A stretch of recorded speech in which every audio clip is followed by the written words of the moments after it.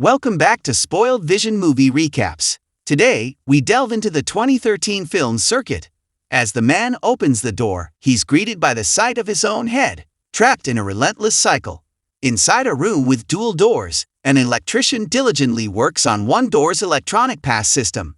Swiftly fixing the lock, he inputs the correct code and unlocks the door. Yet, as he enters the room, he's bewildered to find himself emerging from the opposite door on the right. Turning back, he re-enters through the right door, only to exit from the left once again. In an astonishing twist, he pauses in the doorway and spots his own figure behind him through the right door. This bewildering revelation dawns upon him, suggesting the possibility of a spatial loop. The electrician experiments with different access codes, but nothing alters the situation.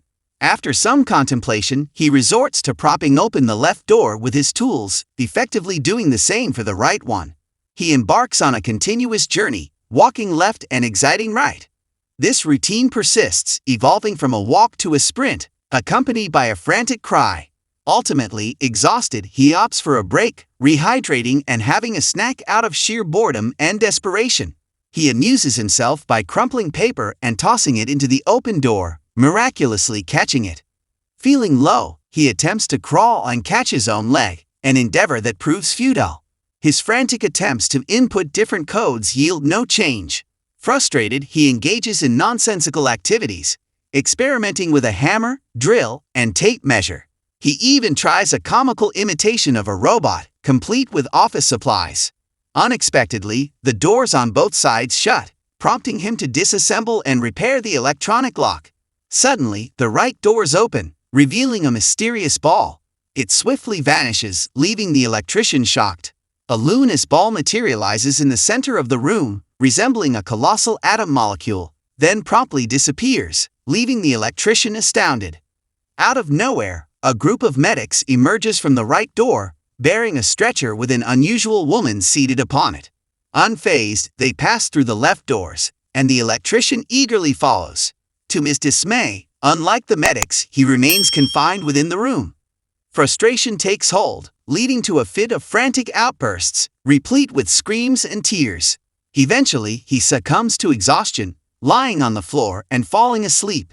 The room darkens abruptly, and the luminous ball reappears.